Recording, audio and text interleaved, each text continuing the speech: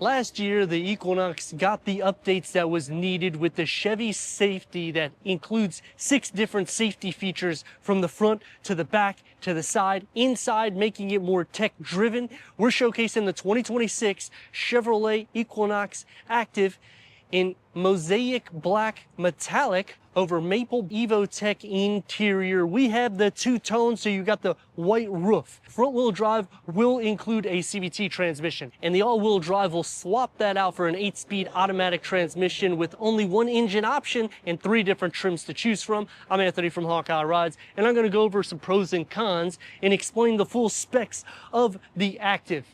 We're going to go into the interior, show you what you're getting for over 38 grand, and on the test drive for the daily and to show you some of the performance. The front is going to incorporate the Chevrolet styling with the smoke chrome that separates the grille into 2 parts, giving a 2-part headlight assembly. Full LED for the front, including the LED fog lights, over 8 inches of clearance. And when you go into the RS, the grille is going to look different, and the same thing with the LT. But all of the options are going to house the same 1.5 liter 4-cylinder turbocharge that's producing 175 horsepower and 203 pound-feet of torque, paired to a CVT transmission, achieving 26 mpgs for the city, 29 mpgs for the highway, because we have the front-wheel drive configuration. That's why we have the CVT. The Activ starts at a 17-inch. The RS will get a 19-inch. Now, the difference between the Activ and the RS is going to be more of a performance style on the exterior, whereas this is going to look a little bit more off-roadsy. Hence the all-terrain tires that's paired with the wheels. Blacked out is the Equinox badging, and I like the two-tone because it gives a different styling, especially when you pair it with this mosaic black metallic. It just makes it pop a little bit more so. Standard Chevy Safety Assist is going to include the frontal collision with pedestrian detection, with front pedestrian braking, lane keeping assist with lane departure warning, forward distant indicator and telebeam, which lowers the high beams when you have them on, which is a system that I personally hate because everybody does it with their Teslas. It never freaking turns off and it just blinds everybody. So just do me a favor, and everybody that's watching this, turn the damn auto high beams, just leave it on regular. You don't need that much. They're full LED for the front. You have enough visibility, but it also includes the rear camera, which we have increased the price because we've added features. We have the safety and technology package, which adds a 360-degree reverse camera. And the nice thing about the Equinox is even if you go into the LT, because you just want maybe that standard look and you want a savings because it's under 30 grand, there's not any problem with that. You can add the features that you can get on the Activ and the RS. Now, there is some features you will not be able to capture. That is the only con there, but the savings is going to trickle in to at least $5,000 to $6,000, and you can still get an 8-speed automatic transmission or a CVT transmission. And Chevrolet does it right because you're getting 1,267 pound payload. So when you fill up the cabin, even though you're under 200 horsepower, you're still gonna have motivation, towing up to 1,500 pounds. The rear gets LED taillights, and that safety and technology package also adds a digital rear view mirror, which is going to be underneath the lower trunk lid spoiler. The lower will get the fake exhaust vents. I personally don't like it.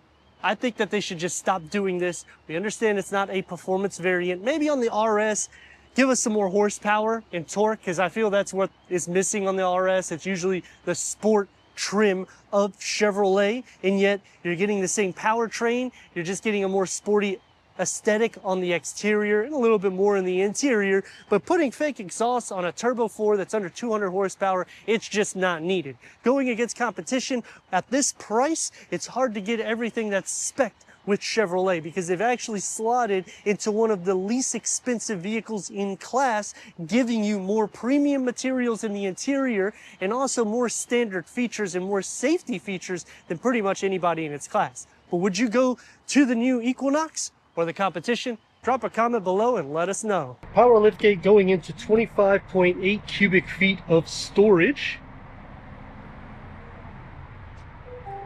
We have a 12-volt charger right here. Underneath the floor, it gets a ton of storage capacity, but unfortunately, they didn't put where you can fold down the seats at that 60-40 split back here. You have to go into the back seats. Unless you're tall like me, you can fold it down like this, and that will maximize cargo capacity to 63.5 cubic feet of storage. the key fob to the Activ Equinox.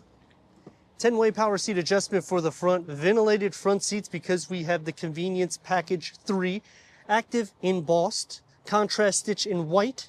You also have the orange and yellow with the piping and contrast stitching, micro suede inserts, ecotec seating, memory for the driver, Bose sound system. Standard is a 6-speaker sound system, and we have the panoramic moonroof upgrade. And last year's driver focus setup carries on into the dashboard with the driver focus setup. It is a more tech-driven interior. I do like the dashboard layout. It's soft materials. You get the circular air vents here, plenty of leg space for the front occupants, as well as a full pass-through for the passenger and driver. Let's fire it up.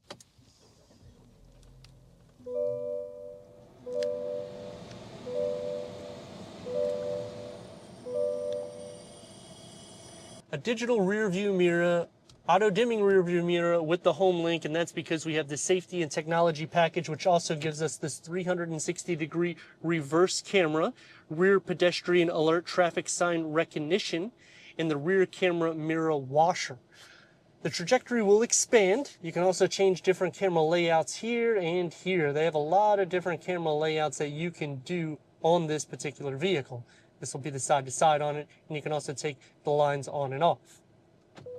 11.3 informational display. This has Google Assist, Google Maps, Google Play, Apple CarPlay, Android Auto, that's wirelessly, My Chevrolet OnStar, Wi-Fi hotspot, that's 5G capabilities, and you can check the news through the Sirius XM. You can also play video games with a dual climate control settings. The LT will be a standard climate control with a USB port connectivity right here and a large storage pocket. Because we have the full pass-through, I think they just maximize storage for the front occupants. You have another little cubby here, a wireless charging pad here, the rotary knob with the driving mode select, which you got normal, snow, and ice. It's going to be a little bit more soft here. It's pushed back a little bit. It opens up into a pretty deep storage pocket. You can lift this up. And this is kind of derived for like some change or something of that nature. And the gauge cluster is a digital reader. This is an 11-inch. You can change out the different content in the gauge cluster, so you could have the full navigation, and you could change for the adaptive cruise control and the lane keeping assist. Wrapped steering wheel, it's heated, multi-function with the paddle shifts. Leg space is more than enough for the driver. Same thing with headroom. Door card and dash panel configured together nicely, even with this circular air vent. I just think the design fits. The two-tone, I appreciate that. One touch up and down only for the front windows. That's con to me because of the price we're at. But you get a pretty decent sized storage pocket and a larger area here for your beverage. For the back seats, this is the opening that you have to fit 2 more with the cup holders and armrest down. Air vents are going to be in the center with the heated rear seats, 2 USB-C ports, and you get storage beyond both of the front seats. The door card is going to have the same styling as the front, so it's soft to touch where it needs to be with a little bit smaller storage pocket. Sitting behind me, the seats are more than carved out for you, and the same thing for headroom. The headliner is actually pushed up quite a bit. Sliding into the center, the floor is more or less flat. You will be not really sharing anything. And they do a decent job. I mean, you only have maybe an inch here between the door card and the seat. So they really optimize space for the width, and even using the connectivity here in the heated seats, you're not going to be bothering me sitting in the center. In headroom, it still works. The Activ with the CVT transmission, 175 horsepower, 203 pound-feet of torque, and that goes on to the 8-speed automatic transmission as well. The only difference is this is a front-wheel drive configuration opposed to the all-wheel drive configuration that would get the 8-speed automatic transmission. And we're going to give her a little go here.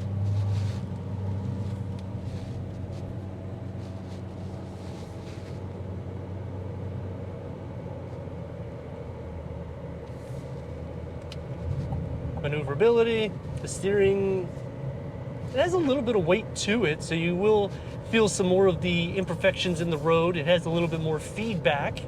Same thing with the suspension. Active sound cancellation, that's through the sound system. It's a pretty comfortable ride. You will have to add some features to the vehicle in order to make it what it is. That's going to lead me into some pros and cons. Starting off with the pros, it doesn't matter which trim you choose, and each trim on the exterior as well as the interior boasts a different vibe. So I like what they're doing there, because it's literally like 3 different worlds and 3 different trims, but you can still option features, so you can actually make either of them just as good as what we're test driving today, and a possible savings. Now, the RS is going to be the same exact price as this, and the difference is this is going to have that off-roadsy appearance, whereas that's going to look a little bit more sporty on the exterior. Plus, you're going to have larger wheels, whereas this is going to have the all-terrain wheels.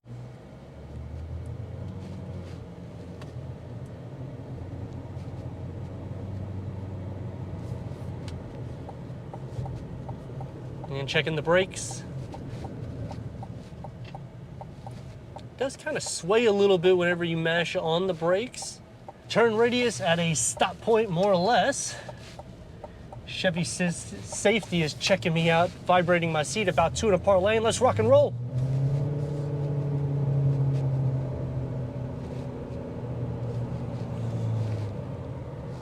Takes a little bit to kick in, so you're going to feel a little bit more of the weight going into the CVT transmission opposed to the 8-speed automatic transmission. That would be the only problem that I would see with the configuration. If I was to go into the Activ or even the RS, I would personally go into the all-wheel drive configuration, because it's going to feel a little bit lighter whenever you're mashing on the gas. The same thing though, when you're mashing on the brake, you will feel a little bit of the weight, and it does sway, as you saw in the last take. The driver focus setup, I'm okay with it. It kind of has that Camaro vibe in the interior with the circular air vents and the way they still function with buttons. No vehicle is doing it. They're doing everything through this damn infotainment screen. So I applaud Chevy for actually doing this, because whenever you put all this in together, it just makes it a little bit more usable for the day in and day out use. So now what I like to do is slow down so we can see some of the turbo lag. We're gonna go about 30, and now we're gonna give her a go.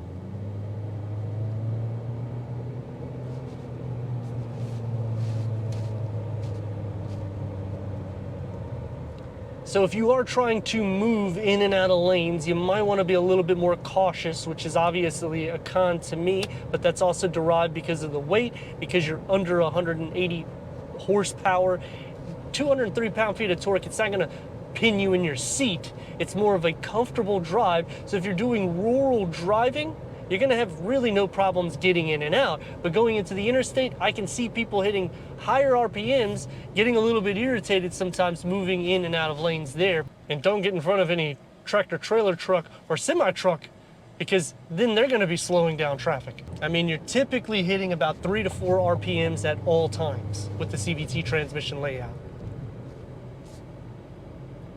The safety though is right on par. I mean, car links from the side, from the front, from the rear, vibrating my seat, giving me the ambient lighting saying that there's caution, I need to pay attention, even though I am paying attention. So the safety is by far one of the best, because it really does keep you alert and aware of your surroundings.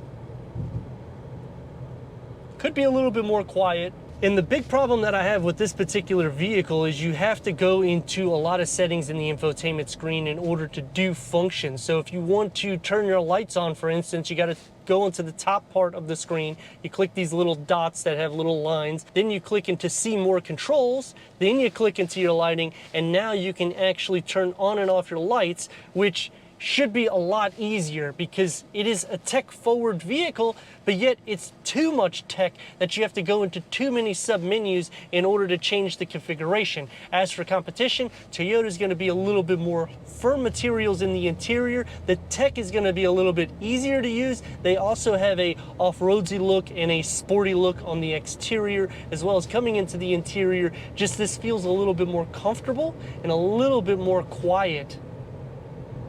As for Honda, the same thing. You can also get hybrid powertrains there, whereas this is only a gas variant, or you can get a full EV, which is a completely different animal, but only optioning the one engine. But you could get a CVT or an 8-speed automatic transmission, so you will have to look at the sticker whenever you're buying the vehicle, whichever way you want to go there.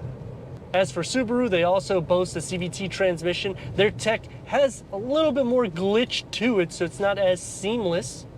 It's a little bit more noisy inside the cabin. Mazda is going to be the more premium of the vehicles, but then you're going to be paying over 40 grand. So when you're looking at a 30 grand vehicle or something that could be possibly underneath it, it's very hard to beat the Equinox, especially considering you can still option features on the base trim. But let me know your thoughts in the comments, and if you're new to the channel, consider subscribing. Check this next video out right here, and I'd like to thank our friends here at Morgan Chevrolet.